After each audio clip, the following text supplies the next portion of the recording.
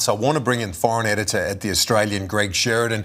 Greg, before we get to issues around Greenland and Donald Trump, because obviously that's the big news internationally, I've got to get your thoughts on the day of condolence motions yesterday, the way the Parliament's responding to the atrocity committed and perpetrated on our Jewish community on December 14. Well, Kieran, great to be with you and welcome back. The nation barely survived your absence. Look, I think the Parliament behaved very well yesterday. You know, I'm often critical of our politicians, but they treated a morally serious issue with moral seriousness. And I didn't hear the Greens' contributions, but everything I heard in the House of Representatives was sober, steady, serious, and had moral purpose. My one slight disappointment is that, with the exception of Julie and Lisa, nobody really addressed one of the key causes of contemporary anti-Semitism, which is the way the cultural left has turned against Jews, because it has its victim class and its oppressor class.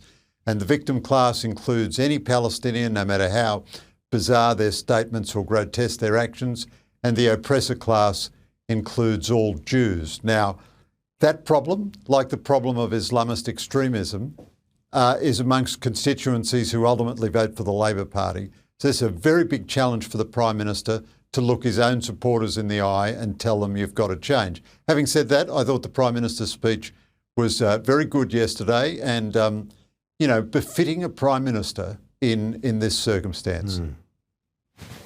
Yeah, indeed. But that debate around the Adelaide Writers' Festival, and you touched on it in the newspaper today in the Australian, around the writer Abdel Fattah, and some of the quite appalling things that were written by her in the wake of October 7, but even many, many months after that atrocity in Israel, where it was the largest loss of life since the Holocaust. So this is a real debate, Greg. As much as many think it's sort of the edges of it, it's crucial that it's dealt with within schools and universities as well, to remind people of this ancient hatred that Australia needs to, you know, eradicate from our shores. As Julian Leeson quite rightly put it yesterday, this was once and he said, I think in his words, a unique safe haven for Jewish people, and it needs to return to that. You're absolutely right, Kieran. So the Financial Review, our competitor, said in an editorial yesterday, the Writers' Festival has simply refused to face up to its role in normalising anti-Semitic hate speech. Now, they invited Randa Abdel Fattah, who has said shocking, truly shocking things. She doesn't regard Hamas as a terrorist outfit. She doubted the stories of rape and said that was Zionist propaganda. She said no Zionist has a right to feel safe in any cultural space. Well, I'm a Zionist. Anthony Albanese is a Zionist. A Zionist is simply someone who believes in a Jewish homeland in the Middle East, and even behind the most restrictive borders. So by any measure, her statements are extreme, violent, and instill anti-Semitic hatred. So first of all, the Adelaide Writers' Festival invited her. Then after Bondi, it momentarily disinvited her. And then 200 artists, a lot of them admittedly under really ferocious, vicious personal pressure, all withdrew from the festival in solidarity with her, and her disinvitation was blamed on shadowy Jewish figures. So this is a classical dynamic of anti-Semitism. First of all, the Writers' Festival has celebrated, so they said next year Randa Abdel Fattah will be their #1 invite, and they apologised unreservedly to her. So the Writers' Festival celebrates the hate speech of Randa Abdel Fattah, and a group of shadowy Jews are blamed for infringing free speech.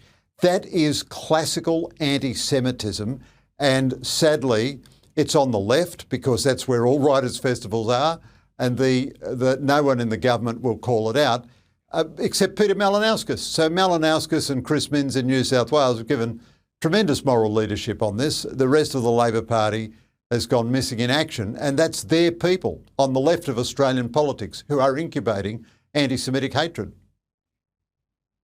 The Greenland issue, I just spoke to a reporter, Nick Robertson, the CNN international editor in the capital of Greenland. They don't want any part of US governance of their massive island, but it looks like that's Donald Trump's intention, Greg. How serious is this for NATO? This is very disturbing, Kieran, because, you know, it may be that Trump is just bluffing and he's not going to take any military action and he's not even going to finally impose tariffs on West European allies. But this is tremendously destabilising for the NATO alliance.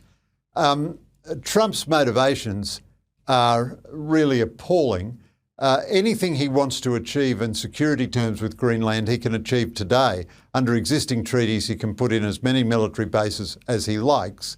It may be that he has eyes eventually on Greenland's mineral wealth. I have the theory that he wants to be one of those presidents, like President McKinley at the end of the 19th century, who oversaw a big expansion of American territory. You know, America acquired Hawaii at the end of the 19th century. America bought Alaska earlier in the 19th century. America bought Louisiana, the Great Louisiana Purchase from the French at the beginning of the 19th century.